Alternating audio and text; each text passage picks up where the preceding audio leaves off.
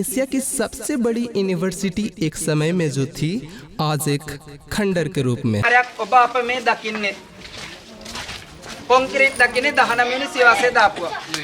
Nalanda university के चारों तरफ से आग लगा दिया और हो गया तहस नहस हो गया।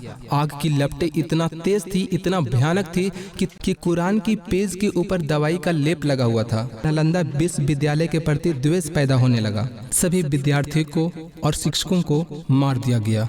कुछ नालंदा विश्वविद्यालय का खंडर रूप धूल मिट्टी से दबकर आंखों से ओझल होने लगा। शताब्दी में एक अंग्रेज को एक चाइनीज यात्री की एक डायरी मिली। Hello and welcome to a new video again today. In today's blogging video, I will take you around Nalanda University, which was once the largest university in Asia, and will also give you important information. What is the story behind Nalanda University and what is the reason that was once the largest university in Asia is now a ruin? नमस्कार, मैं हूं आपका बिंदास सौरभ जी। आज फिर से एक नए ब्लॉगिंग वीडियो में आपका स्वागत है। आज के इस ब्लॉगिंग वीडियो में मैं आपको अपने साथ नालंदा यूनिवर्सिटी घुमाऊंगा, जो कि एक समय में एशिया की सबसे बड़ी यूनिवर्सिटी रहा करती थी, और महत्वपूर्ण जानकारी भी दूंगा। क्या है नालंदा यूनिवर्सिटी की पीछे की कहानी और क्या कारण है कि एशिया की सबसे बड़ी यूनिवर्सिटी एक समय में जो थी, आज एक खंडर के रूप में है। तो आज मैं आ चुका हूँ नालंदा यूनिवर्सिटी अपनी प्यारी सी वाइफ के साथ देखने के लिए, घूमने के लिए, समझने के लिए और आपको जानकारी देने के लिए कि आखिर क्यों है पूरे विश्व भर में नालंदा यूनिवर्सिटी फेमस।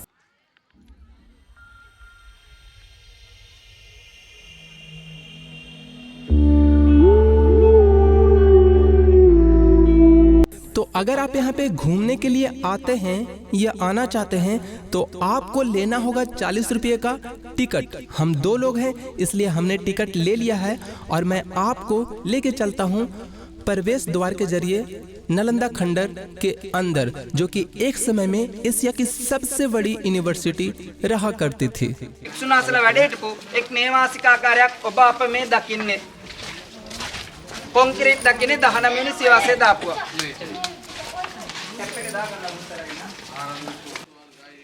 नालंदा विश्वविद्यालय, जो कि आज के समय में देखा जाता है, सुना जाता है, बताया जाता है सिर्फ और सिर्फ एक खंडर के रूप में, लेकिन एक समय में ऐसा भी था जब नालंदा विश्वविद्यालय में पूरे संसार से लोग पढ़ने के लिए, शिक्षा ग्रहण करने के लिए आते थे।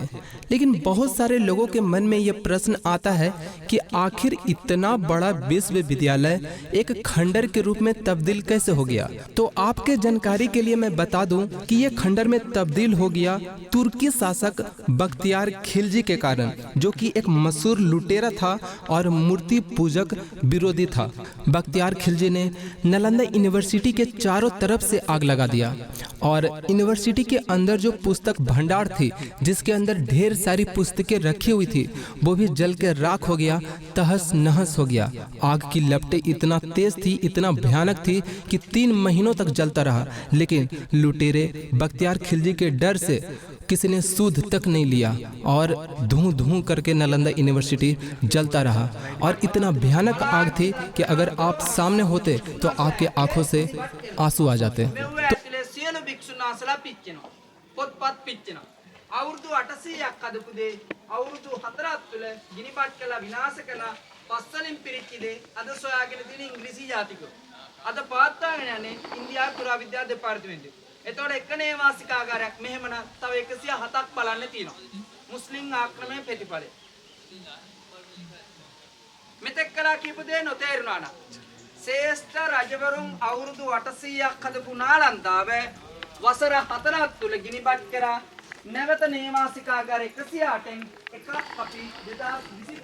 आज की इस वीडियो में सबसे पहले मैं आपको जलाने वाले के बारे में बताऊंगा, उसके बाद नालंदा यूनिवर्सिटी की खोज कैसे हुई इसके बारे में बताऊंगा, फिर इसकी बनावटी के बारे में बताऊंगा, फिर नालंदा यूनिवर्सिटी की कुछ विशेषताएं बताऊंगा और इसके बाद क्यों तहस नहस कर दिया गया ये भी बताऊंगा।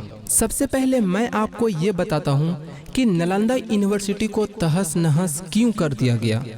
उस वक्त नालंदा यूनिवर्सिटी में 10,000 से भी अधिक विद्यार्थी पढ़ा करते थे और उनको पढ़ाने के लिए 1600 से भी अधिक गुरु आचार्य उपलब्ध थे नालंदा यूनिवर्सिटी में। उस वक्त के मशहूर लुटेरे और मूर्ति पूजक विरोधी बख्तियार खिलजी को गंभीर बीमारी हुआ। अपने हकीम से उपचार कराने के बाद भी उपचार सफल नहीं रहा। उस वक्त नालंदा विश्वविद्यालय के प्रांगण में घूम रहे एक यात्री जो कि नालंदा विश्वविद्यालय से और नालंदा विश्वविद्यालय के गुरुजन से बहुत ज़्यादा प्रेरित था, वो जा पहुंचा बख्तियार खिलजी के राज्य में और सिर्फ उस यात्री के कहने पर कि नालंदा विश्वविद्यालय के चिकित्सक प्रमुख राहुल श्री बद्री जी आपका इलाज बहुत अच्छे से कर सकते हैं। लेकिन खिलजी ने एक शर्त रखी कि भारतीय पदार्थ की बनाई हुई दवाई मैं ग्रहण नहीं करूंगा, और उसने ये भी शर्त रखी थी कि जो भी मुझे बिना दवाई के ठीक कर देगा मैं उसे इनाम दूंगा। उस यात्री के सलाह पर बख्तियार खिलजी ने राहुल श्री बद्री जी से चिकित्सा करवाने का विचार किया।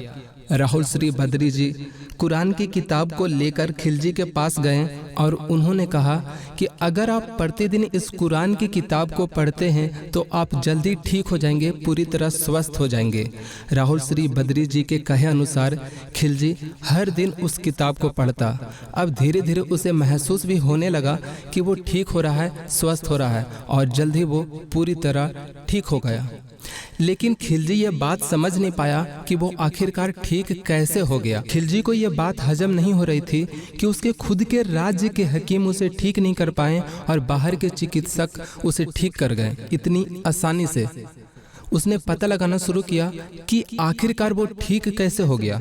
तब उसे ये पता चला कि कुरान की पेज के ऊपर दवाई का लेप लगा हुआ था। राहुल श्री बद्री जी को अच्छे से मालूम था कि कुरान पढ़ने वाले पेज पलटते वक्त हाथ पे थूक लगाते हैं और इस माध्यम से दवाई का असर हुआ और खिलजी का स्वास्थ्य ठीक हुआ। अब खिलजी पूरी तरह स्वस्थ हो चुका था, ठीक हो चुका था। लेकिन खिलजी को ये बात हजम नहीं हुई कि मेरे राज्य के हकीम मुझे ठीक नहीं कर पाए और काफिर के दवाई ने मुझे ठीक कर दिया। वो ये समझ गया कि मेरे राज्य के हकीम से ज्यादा ज्ञानी और चालाक ये आचार्य हैं।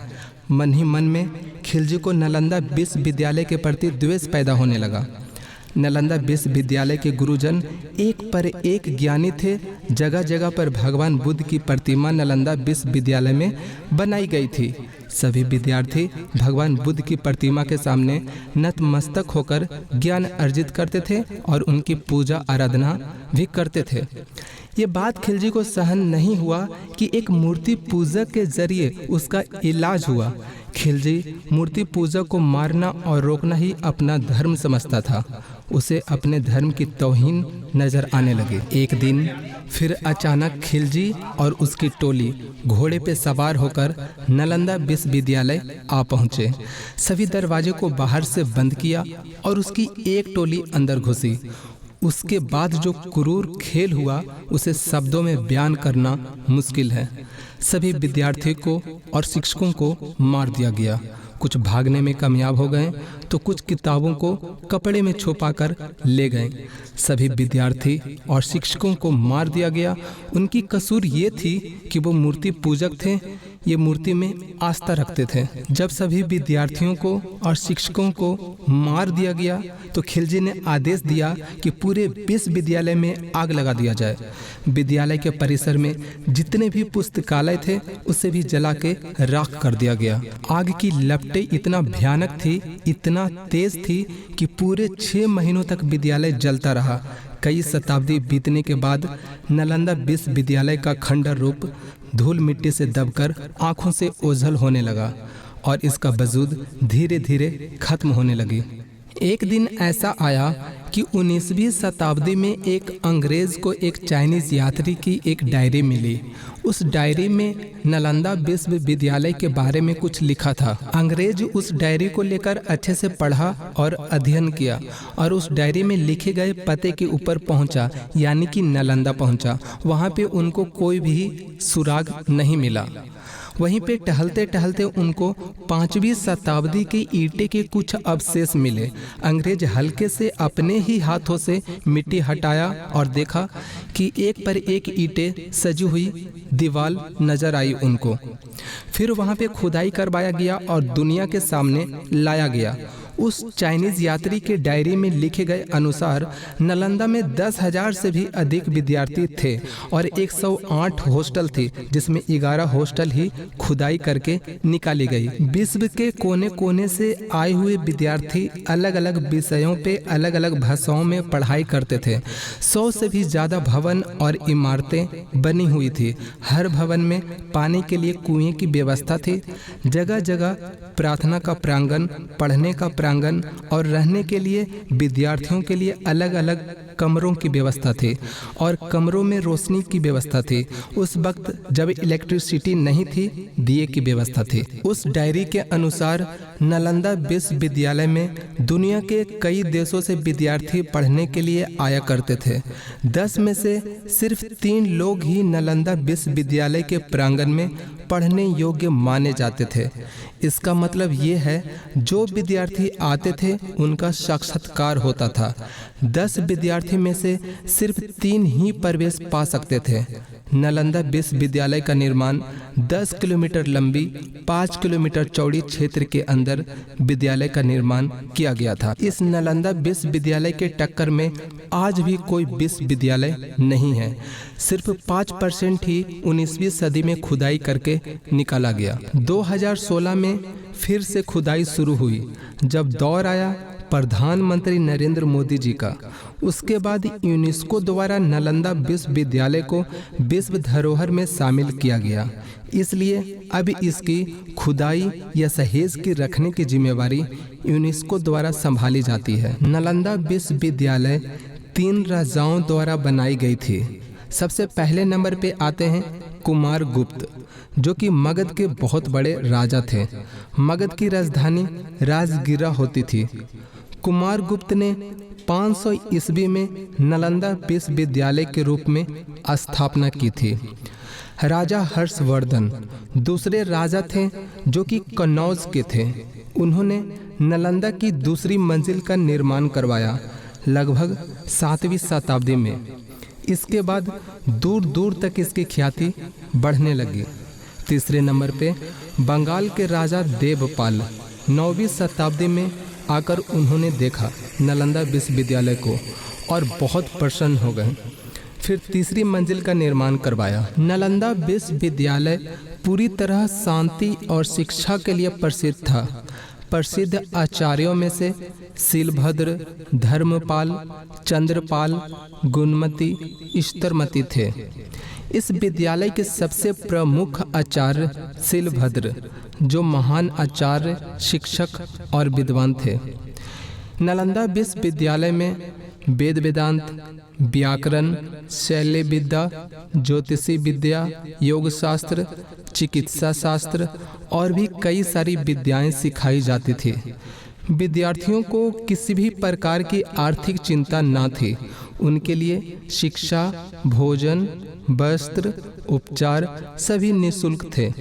200 गांव राज्य की ओर से दान में मिले थे, जिनसे उनका खर्च चलता था। तो मैं उम्मीद करता हूं आपको इस वीडियो से कुछ न कुछ महत्वपूर्ण जानकारी मिली होगी और आपके मन में कुछ न कुछ प्रतिक्रिया जरूर चल रही होगी। तो आप अपनी प्रतिक्रिया कमेंट बॉक्स में जरूर लिखें।